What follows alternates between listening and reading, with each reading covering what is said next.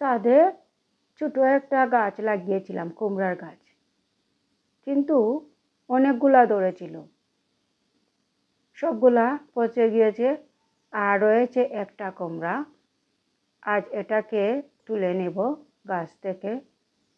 নিজের হাতে ফলানো সবজি তুলে নিতে খুব ভালো লাগে। এখন কেটে নিচ্ছি কুমড়াটাকে গাছ থেকে। মাশাআল্লাহ,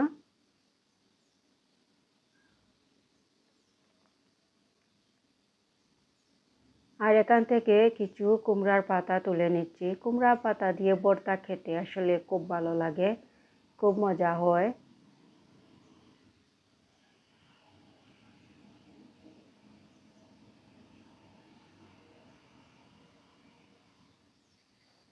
আর পাতাগুলা খুব সুন্দর হয়েছে, কচি।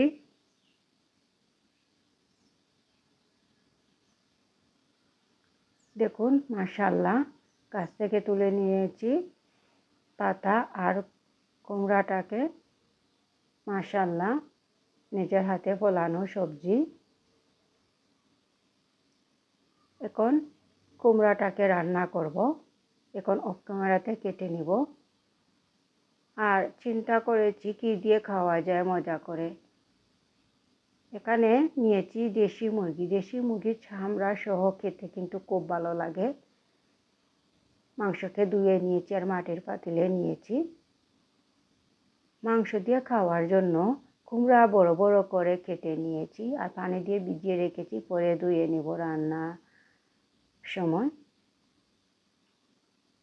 আর এখন আমি সব সময় কিন্তু দেশি মুরগির মাংস হাতে মেখে রান্না করি। এখানে দিয়েছি পেঁয়াজ কুচি, আদা রসুনের পেস্ট, দিচ্ছি স্বাদ মতো লবণ,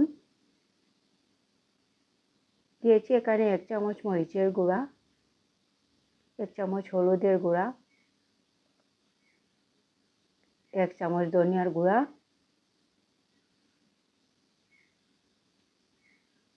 আর দিয়েছি পাঁচফোড়ন। আর এখানে দিচ্ছি নিজের হাতে বানানো পাঁচফোড়ন।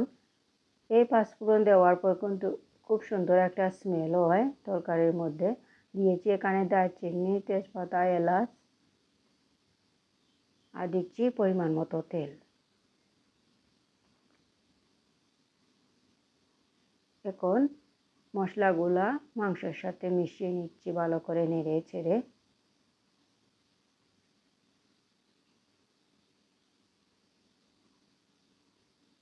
এখন ঢাকনা লাগিয়ে কিছুক্ষণ রান্না করব। কিছুক্ষণ রান্না করেছি, দেখুন মাংসটাকে ভালো করে কষিয়ে নিব।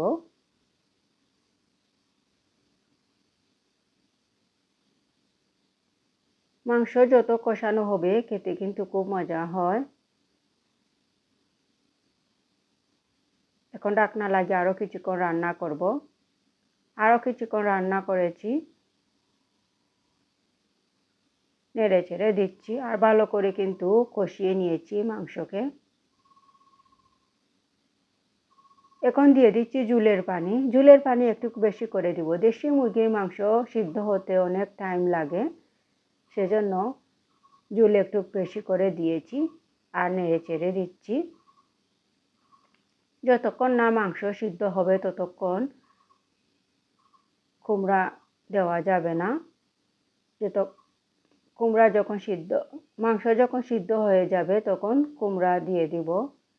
বেশ কিছু সময় রান্না করেছি আর মাংস কিন্তু সিদ্ধ হয়ে গিয়েছে। এখন আমি দিয়ে দিব কুমড়া।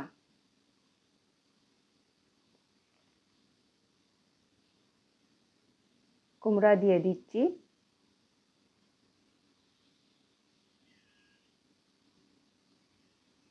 কুমড়া দিয়ে নেড়ে চেড়ে দিচ্ছি।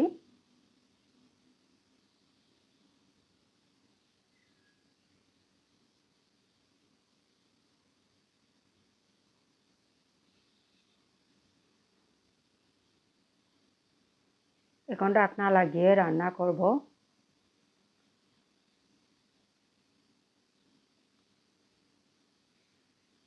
বেশ কিছু সময় রান্না করার পর দেখুন ঝোলটাও শুকিয়ে গিয়েছে আর কুমড়াও সিদ্ধ হয়ে গিয়েছে। এখন নামানোর আগে দিয়ে দিচ্ছি জিরার গুঁড়া 1 চামচ,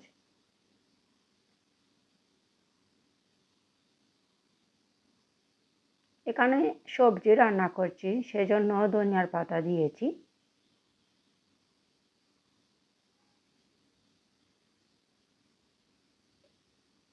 এখন নেড়েচেড়ে দিচ্ছি ধনিয়ার পাতা আর জিরার গুঁড়া দিয়ে আরও কিছুক্ষণ রান্না করে চুলাটা অফ করে নেব।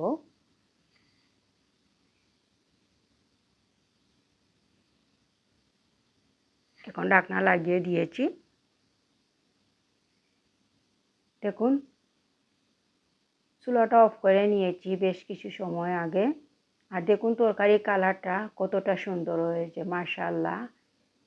নিজের হাতে ফলানো সবজি খেতে আসলে অন্যরকম একটা মজা হয়। আর দেশি মুরগি দিয়ে খাওয়াতে আরও বেশি মজা হয়েছে। সবাই ভালো থাকবেন। আল্লাহ হাফিজ।